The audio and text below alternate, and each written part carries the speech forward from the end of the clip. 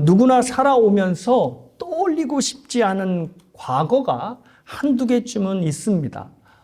외모에 전혀 신경을 쓰지 않았던 촌스러운 중고등학교 때라든지, 아니면 신앙적으로 전혀 성숙하지 못했던 어떤 청년의 때라든지, 아니면 너무 힘들게 일만 했던 이민 초기의 시절이라든지, 이렇게 우리의 삶에는 정말 할 수만 있다면 정말 힘들었고 괴로워서 잊고 싶은 기억들이 분명하게 자리하고 있습니다. 그래서 사람들은 이 지워버리고 싶은 시간을 흑역사라고 하는 신조어로 붙여서 만들어 부르고 있습니다. 거물 흑에 역사라고 하는 단어를 붙여 만든 이 흑역사라고 하는 단어는 없었던 일로 해버리고 싶은 부끄러운 과거를 지칭하는 신조어입니다. 그러니까 옛날부터 내려오는 말은 아니고 요새 사람들이 만든 말인데요. 그것을 사용하여서 이제 잊어버리고 싶은 과거를 이제 흑역사로 부르고 있는 것입니다. 저에게도 흑역사가 있습니다. 이렇게 양복을 입고 멀쩡하게 말끔하게 서 있는 것 같아서 나름 봐줄만 하지만, 아내가 저를 처음으로 교회에서 만난 그때는 충격을 넘어서 공포 그 자체였다고 합니다. 제가 이제 옷차림이 어땠냐면 한번 상상해 보십시오. 말씀드릴게요. 아이보리 폴리니트에, 폴라니트죠. 이게 목에 올라가는 거, 터들넥이라고 하는데, 그거를 입고 곤색 더블 양복을 입고 흰 양말을 신은 다음에 검은색 군대 단화를 신고 있는 모습을 하고 있었답니다. 저는 나름대로 못을 냈는데, 이제 그 당시 아내는 음대생이었거든요. 음대생들은 특별히 못을 부리고 다니는데 일가견이 있는 사람인데, 세련된 음대생인 아내의 눈으로 저를 봤을 때는 상당히 충격을 줬던 모양입니다. 그런데 더 신기한 것은 그렇게 촌스러운 꼬라지를 하고서라도 너무 이 보이는 모습은 자신감이 철철 넘치는 모습을 보여서 저거 뭐지? 라고 생각을 했다는 거죠. 근데 그때가 제가 한창 하나님의 말씀에 심취하고 또 하나님의 말씀 너무너무 사랑했던 때라, 그때가 아무래도 성경 공부하고 있었던 때였을 것 같아요. 그래서 제가 막 열변을 토해서 막 얘기를 하니까 참 애가 용감하다라고 하는 생각을 하고 있었던 모양입니다. 다행히도 그때의 사진이 없습니다. 그러니 제 흑역사를 여러분이 확인하고 싶어도 확인할 수 없다는 것이 얼마나 감사한지 모르겠습니다. 제가 이렇게 흑역사로 오늘 설교를 시작하는 이유는 오늘 본문이 베드로에게 있어서 가장 지워버리고 싶은 흑역사의 장면으로 나타나기 때문입니다. 베드로는 여러분이 아시다시피 예수님에게 가장 많은 사랑을 받은 수제자였고, 또 교회 역사를 통해서도 기둥으로 존경받는 사도였습니다. 물론 이제 급한 성격 때문에 좌충우돌하는 면이 없지는 않았지만, 기독교 역사에서 이 베드로는 분명히 보석과 같은 존재였습니다. 그런데 그의 인생에서 오게티라고 하기에는 너무 큰 역사가 그의 인생에 자리하고 있었던 것입니다. 여러분이 알다시피 오늘 본문이 증거하듯이 무려 3번씩이나 예수님을 부인한 사건입니다. 한두 번이라고 하면 실수로 봐줄 수 있겠는데 무려 3번이나 예수님을 부인하니, 그것도 예수님께서 부인하기 전에 너는 나를 3번 부인할 거야 라고 하는 사전 경고를 했음에도 이 베드로는 너무 허무하게 속절없이 무너지고 말았습니다. 베드로에게는 정말 지워버리고 싶은 흑역사임에 틀림이 없습니다. 그런데 이 베드로의 흑역사는 저처럼 사진이 없어서 숨길 수가 없는 것입니다. 이미 사복음서 전체에 이 베드로의 부인의 사건이 들어가 있기 때문에 예수님이 재림하셔서 이 성경책이 더 이상 필요 없을 때까지 이 베드로의 흑역사는 계속해서 사람들에게 알려지게 될 것입니다. 사실 여러분이 사복음서를 보면 사복음서 모두가 공통적으로 기록한 사건은 그리 많지 않습니다. 오병이어, 또 예수님의 순환과 십자가, 부활 사건 등 정말 몇 안 되는 사건들이 사복음서 모두에 기록되어 있습니다. 예수님의 탄생이 정말로 중요한 것 같지만 요한복음에는 또 예수님의 탄생의 이야기가 나오고 있지 않습니다. 그런데도 불구하고 베드로의 이 부인한 사건은 모든 복음서가 다루고 있다는 것입니다. 물론 여기에는 여러 가지의 이유가 있겠지만 분명한 이유는 베드로의 흑역사를 통해서 분명히 믿음의 후대들에게 하나님께서 알리시고 싶으신 또 마음에 새기고 싶어 하시는 분명한 교훈이 있기 때문일 것입니다.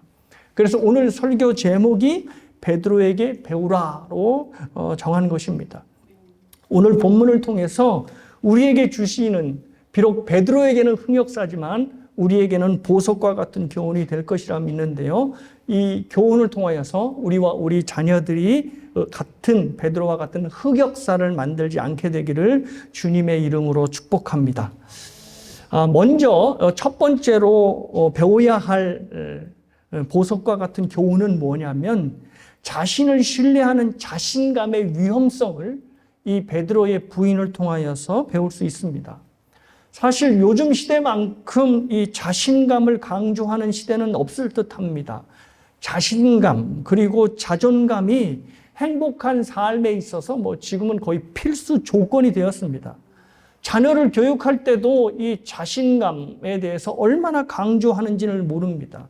자신에 대한 강한 믿음 그리고 자부심이 있어야지만 무슨 일이든지 겁먹지 않고 할 수 있으니 될 수 있으면 자녀들을 혼내지 말고 길을 세워주고 자신이 스스로 믿을 수 있게 그래서 자신이 판단하는 것은 옳을 수 있게 이렇게 믿는 기회를 주라는 이렇게 교육학의 내용들이 계속해서 강조되어 있습니다.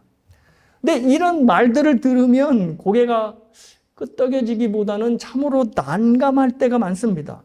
사실 산전수전 다 겪어서 어른이 되어서도 스스로 판단하고 스스로 결정한다는 것이 얼마나 어려운 일인지를 우리는 알고 있습니다. 그런데 어린아이들이 스스로 판단하고 결정하여서 자기 인생을 살게 만든다라고 하는 것이 과연 이게 가능한가? 말은 맞는 것 같지만 너무 이상적인 말이 아닌가라고 생각을 하게 되는 것이죠. 그래서 자신감을 길러준다고 하는 이 말이 선뜻 마음에 와 닿지 않는 것입니다. 자, 그런데 신앙생활에 있어서는 당차고 스스로에 대해서 자신 있어 하는 것만큼 위험한 것이 없습니다. 왜냐하면 우리의 교리가 그것을 알려주고 있습니다. 죄와 허물로 죽은 우리가 하나님의 은혜로 생명을 얻게 되었다라고 하는 이 기독교 진리의 관점은 무엇을 우리에게 의미하냐면 우리는 스스로에 대하여 자부심을 갖고 스스로에 대해서 자랑할 것이 없다라는 것을 증거하기 때문입니다. 하나님의 은혜로 다시 살게 되었는데 그 은혜 말고 자랑할 것이 뭐가 있겠습니까? 그런데 자기 자신에 대해서 스스로 자부심을 갖고 자랑하라고 얘기하니 기독교 교리의 입장에서는 이것이 선뜻 이해가 안 가는 것입니다. 우리를 구원케 한 믿음도 역시 마찬가지입니다. 기독교의 믿음은 스스로 믿는 데서 오는 자부심 그리고 이 자신감의 산물이 아닙니다. 우리에게는 아예 없었던 믿음입니다. 그래서 하나님께서 우리에게 주신 선물로 이야기를 하는 것입니다. 내가 지적으로 뛰어났기 때문에 여러 종교들을 비교해서 그렇지 기독교가 참된 진리야 라고 얻는 지적인 산물로 우리가 믿음을 갖게 된 것이 아니고 또 내가 정신력이 다른 사람보다 강하기 때문에 나는 의지로 예수님의 제자가 될 수 있어 라고 말하는 의지의 산물도 역시 아닌 것입니다. 하나님께서 애초부터 우리에게 없는 믿음을 선물로 주셨기 때문에 우리는 그 믿음의 눈으로 예수를 그리스도로 바라볼 수 있게 되었고 예수를 메시아로 믿게 되었던 것입니다. 그래서 너희들이 정 자랑하고 싶으면 하나님을 자랑하고 또 하나님이 주신 선물의 믿음을 자랑해야지 너 자신을 자랑해서는 안 된다라는 것을 성경은 계속해서 말하고 있는 것입니다.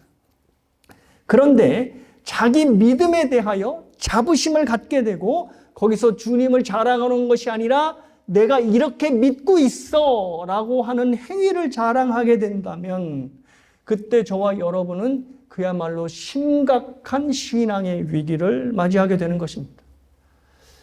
베드로의 문제가 바로 여기에 있었습니다. 지금까지 베드로를 살펴보면 자기 믿음에 대한 확신과 자부심이 분명히 있었습니다. 그도 그럴 것이 베드로는 다른 제자들과는 확연히 달라 보였습니다. 주는 그리스도시요 살아계신 하나님의 아들이라고 하는 참으로 멋진 신앙 고백을 하였고, 또 예수님께서 무리를 걷는 놀라운 일을 벌이자 그 예수님을 보고 나도 무리를 걷게 해주십시오라고 요청한 자도 역시 베드로였습니다. 그리고 우리 지난 본문을 보았지만 예수님을 체포하는 세력에게 유일하게 맞서서 칼을 휘둘렀던 사람도 역시 베드로였습니다. 그리고 오늘 본문도 베드로의 믿음이 독특하고 상당히 강하다는 것을 보여주는데요. 다른 제자들은 이미 다 도망가고 없습니다. 도망가고 없는데 유독 베드로만이 예수님을 따라 가야바의 뜰까지 쫓아가는 일을 행한 것입니다. 정말로 스스로 자부할 만한 믿음을 가진 자로 베드로가 그렇게 보입니다. 자, 그런데 말씀드린 대로 여기에 함정이 있습니다. 우리가 신앙 고백을 멋지게 정말로 하나님이 반할 만큼 해도 우리의 신앙 고백과 우리의 믿음의 실체는 다르다는 것을 기억해야 합니다. 우리가 하는 신앙 고백을 우리의 믿음 자체로 생각해서는 안 된다는 말입니다. 필립 그레엄 라이큰이라고 하는 목사님이 여기에 관련돼서 이런 말씀을 하셨습니다. 우리 믿음에 대한 진정한 테스트는 하나님과 나와의 1대1의 관계에서 할 수 있는 것이 아니고 세상과 나의 관계 속에서 테스트할 수 있다라는 말을 하는 것입니다. 그러니까 하나님 앞에서 내가 신앙 고백을 했죠. 근데 이 신앙 고백이 나의 믿음의 전부다. 그래서 나는 믿음이 참으로 좋다라고 할 수 없다는 거죠. 이 신앙 고백은 어디에서 테스트돼야? 세상에 나가서 테스트돼야 비로소 그의 믿음이 진짜인지 정말 좋은 믿음인지를 알 수 있다는 것입니다. 사실 하나님과 나 사이에서는 어떠한 고백도 할 수 있습니다.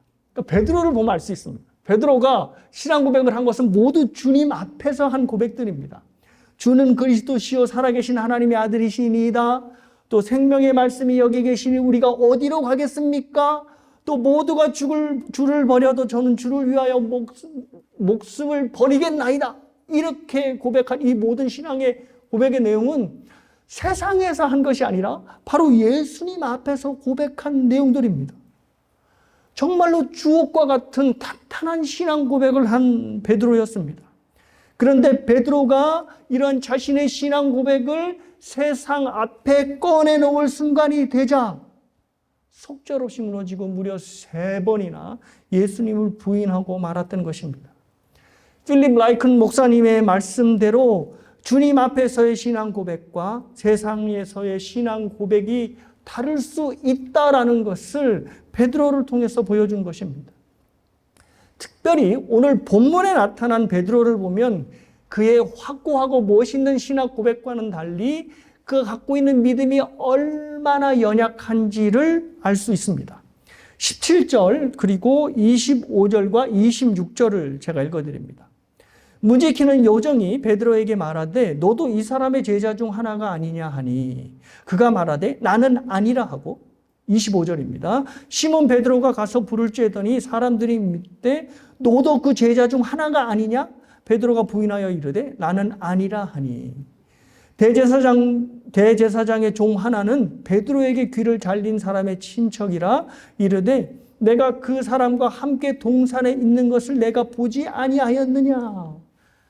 자, 물어본 사람들, 베드로에게 물어본 사람들이 모두가 다릅니다. 그런데 이 다른 질문에는 하나의 공통점이 있습니다. 그것은 이 질문 모두가 긍정문으로 물어보지 않고 부정문으로 물어봤다는 겁니다. 다시 말해서 당신 예수의 제자가 맞지? 라고 물어본 게 아니라 당신 예수의 제자가 아닌가요? 라고 물어봤다는 겁니다. 뭔 차이가 있는 거죠? 차이가 있습니다. 긍정문으로 물어볼 때는 확신에 차서 묻는 거거든요. 근데 부정문으로 물어볼 때는 확실하지 않았을 때 물어보는 겁니다. 예를 좀 들어볼게요. 제가 마트에 갔는데 여러분이 저를 봤습니다. 그런데 정면으로 본 게 아니라 뒷모습을 봐서 긴가민가 하는 거죠. 그래서 이제 옆에 있는 사람에게 저분 황 목사님 아니야? 라고 물어보는 겁니다. 왜냐하면 아니야 라고 묻는 것은 황 목사인지 아닌지 확실하지 않기 때문에 부정문으로 묻는 겁니다. 그러니까 옆에 있는 김 집사님이 그래? 한번 가서 보지 뭐 하고 이제 가까이 갔더니 황 목사님입니다. 그래서 그래 황 목사님 맞지? 황 목사님 맞네 이렇게 얘기를 하는 겁니다. 그죠? 그러니까 확실하지 않을 때는 부정문으로 물어보고 확실할 때는 긍정문으로 물어본다는 겁니다. 자, 그런데 오늘 이 세 가지 질문이 다 공통점이 뭐라고요? 부정문으로 묻는다는 것입니다.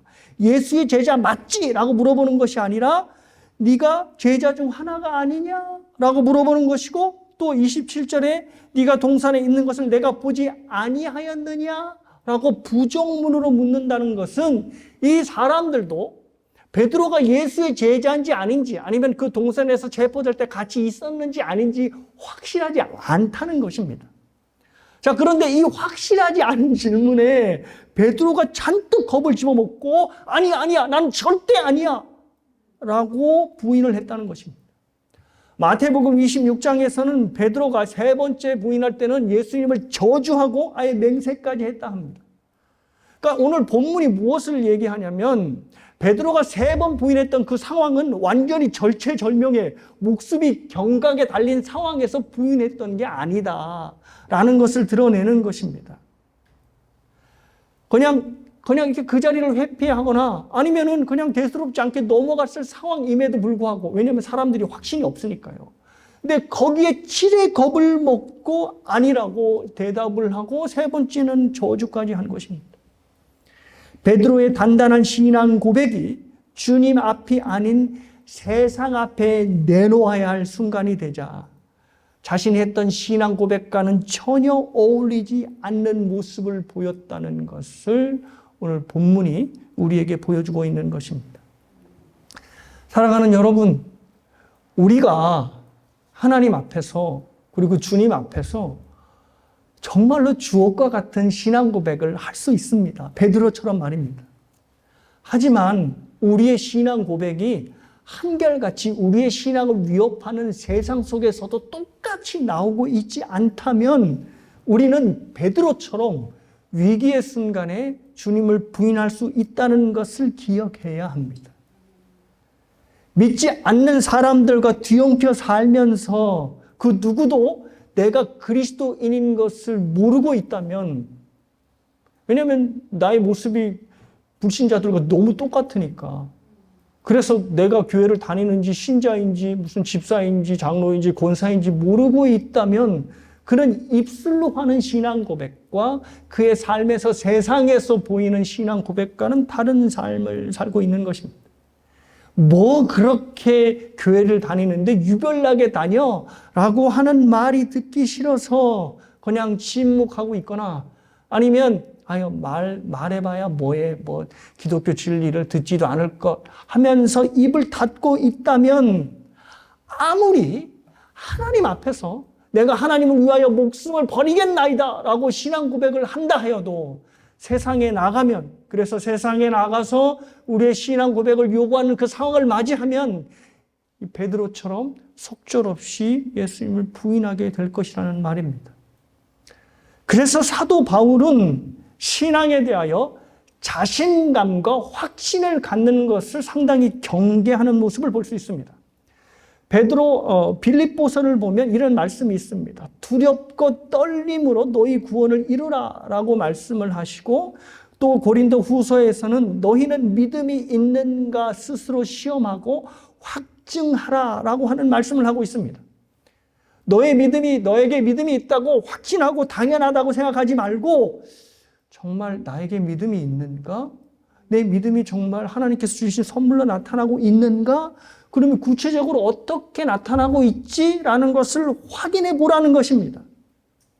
저와 여러분의 신앙 고백이 계속 하나님과의 사이에서만 일어나고 있고 삶에서 겪게 되는 다양한 환경과 배경과 상황 속에서는 전혀 나타나고 있지 않는다면, 그래서 우리의 삶이 우리의 신앙 고백적의 삶이 되지 않고 있다면 오히려 우리의 믿음 없음에 대하여 두렵고 떨어야 한다는 것을 사도 바울이 말씀하고 있는 것입니다.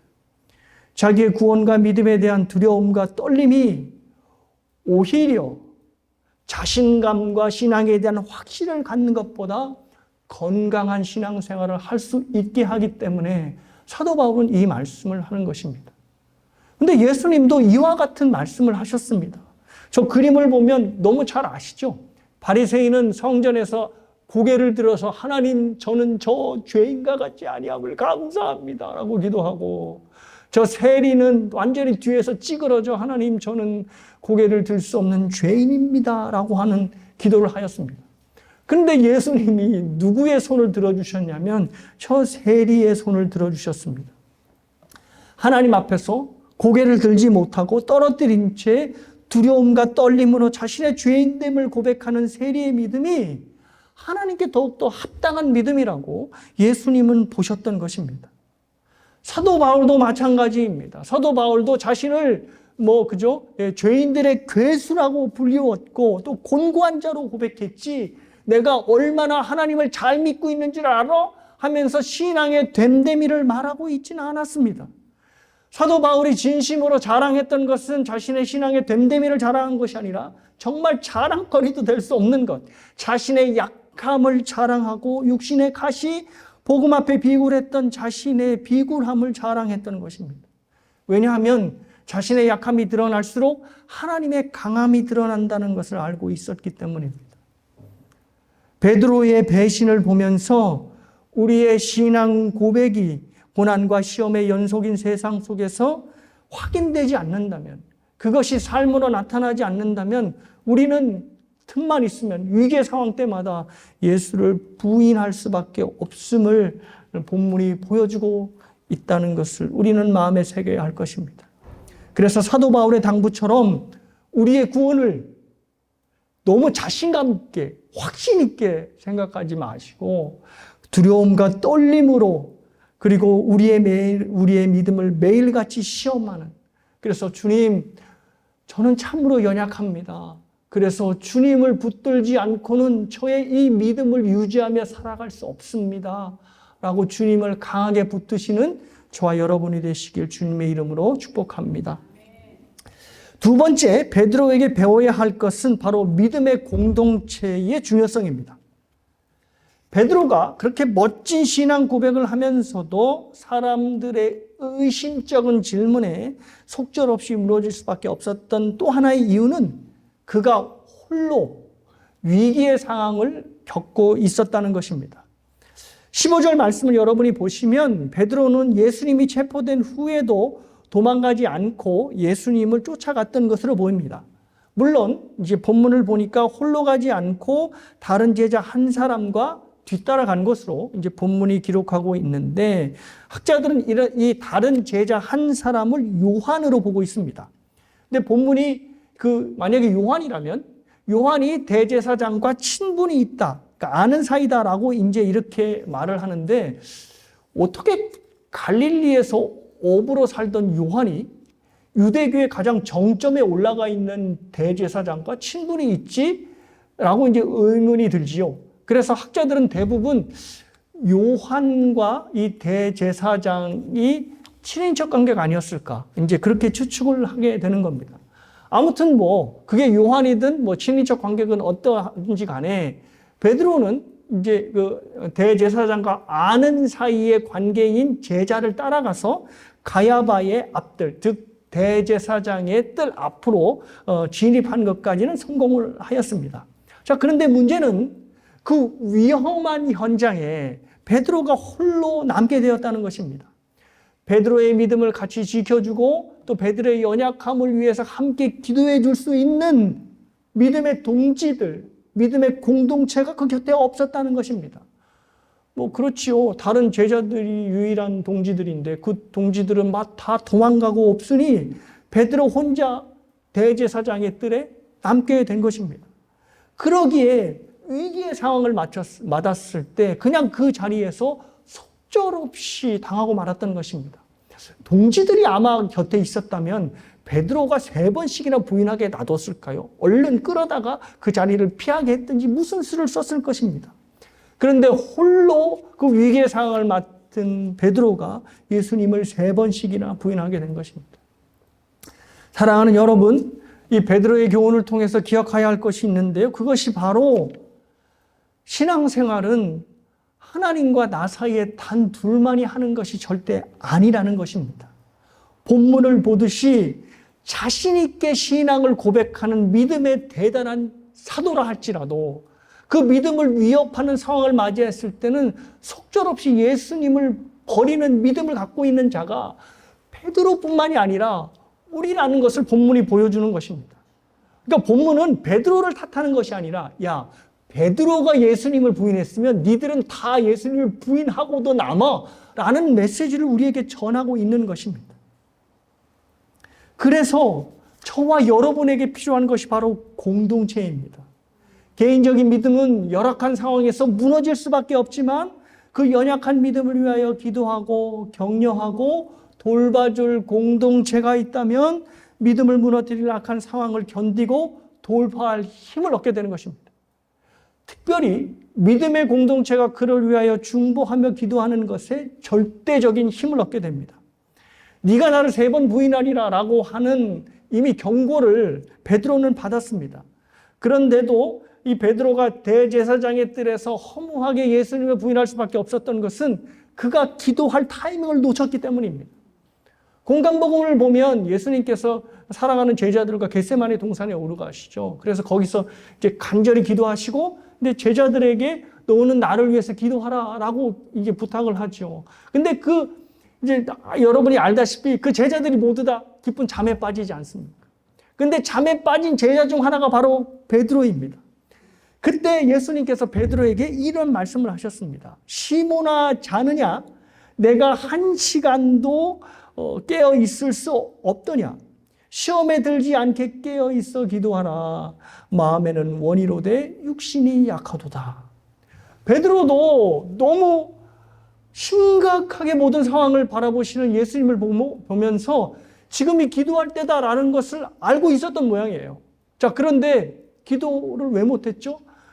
마음은 원이로되 육신이 약하기 때문에 기도하지 못하고 깊은 잠에 빠진 것입니다. 우리도 마찬가지지요. 아니, 기도해야 한다는 것을 모르는 사람이 누가 있습니까? 다 기도해야 한다는 걸 알죠. 그런데 기도가 잘 안 되는 것은, 그죠? 마음은 원이로되 예수님께서 하신 말씀. 육신이 너무 약하니까. 그럴 때 필요한 것이 바로 공동체인 것입니다. 믿음의 동지들이 필요한 것이죠.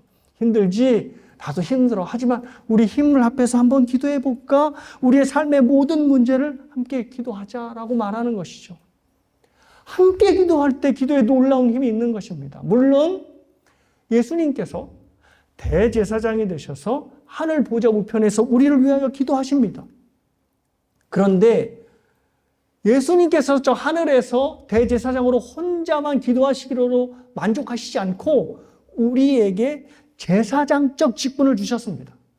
이미 계속해서 반복해서 말씀드리지만 제사장은 하나님과 사람들을 중보하는 가장 중요한 직분을 맡은 자가 바로 제사장입니다.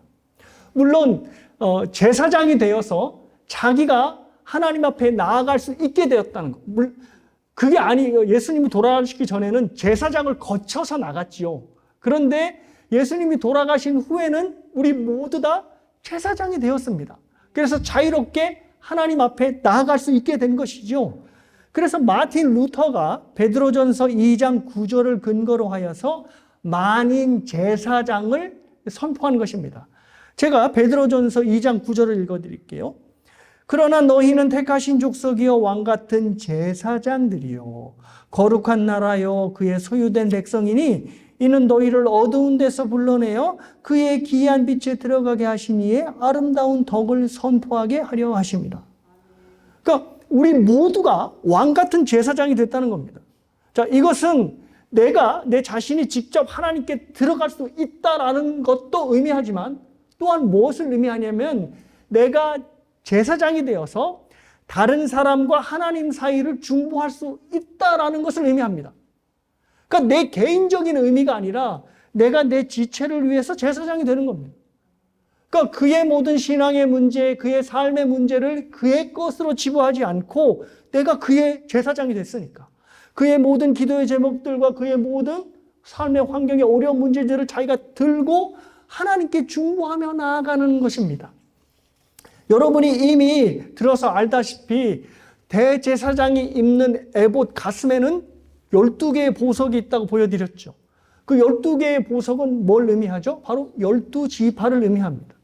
그러니까 대제사장이 12지파를 상징하는 보석을 안고 하나님 앞에 나아간다는 것은 홀로 하나님께 나아간다는 것이 아니라 모든 백성을 마음에 품고 하나님께 나아간다는 것을 의미합니다. 자, 그런데 그 제사장의 직분이 우리에게 왔다는 것은 우리가 하나님 앞에 나의 문제를 가지고 홀로 나아가는 것이 아니라 내 지체의 문제들, 내 지체의 모든 기도의 제목들을 함께 마음에 품고 나아간다는 것입니다.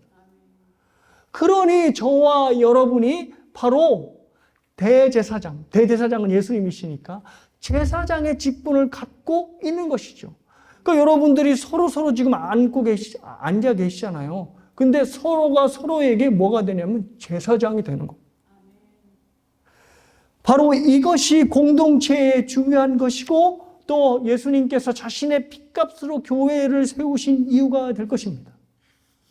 너희들 개인적인 문제로 혼자 씨름하지 말고 서로가 서로의 문제를 나누며 공동체로 제사장의 심정을 갖고 하나님께 나아가기를 원하셔서 우리를 믿음의 공동체로 부르신 것입니다.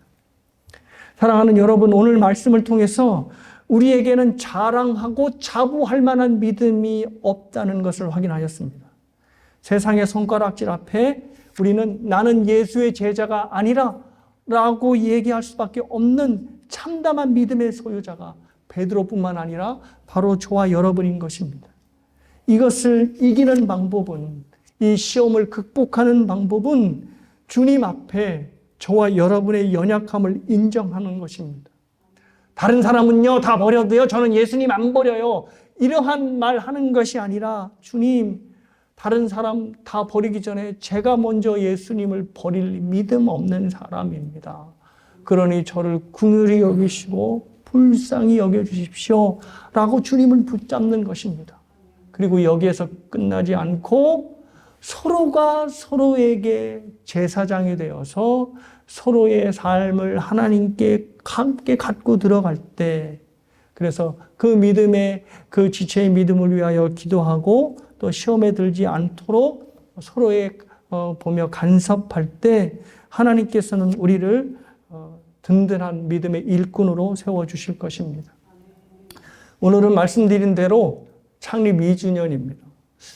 2살이라고 하니까 저는 걸음마를 이제 갓 뗐겠구나 했는데 아내한테 들어보니까 2살이면 학교를, 프리스쿨을 가는 나이랍니다. 와우, 뛰어다닌다네요.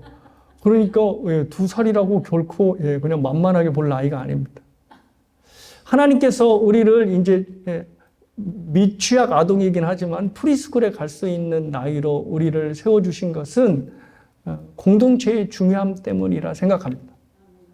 절대로 믿음 생활을 혼자 한다고 생각하지 마십시오. 하나님과 나와의 1대1의 관계가 중요하지, 물론 중요합니다. 중요하지만 거기에 더불어 공동체로 우리가 서로에게 제사장이 되어서 서로를 위하여 중보하며 하나님 앞에 나아간다면 우리는 제사장으로 하나님 앞에 올바른 믿음 생활을 할 수 있게 될 것입니다. 그리고 이 모습이 우리의 교회에서 반복될 때 우리의 걸음은 2살짜리의 불안한 걸음에서 어느덧 하나님 앞에 당당하게 나아가는 청년의 걸음으로 바뀌어 있게 될 것입니다. 이것을 소원하시고 기도하시는 여러분 모두가 되시길 주님의 이름으로 축복합니다.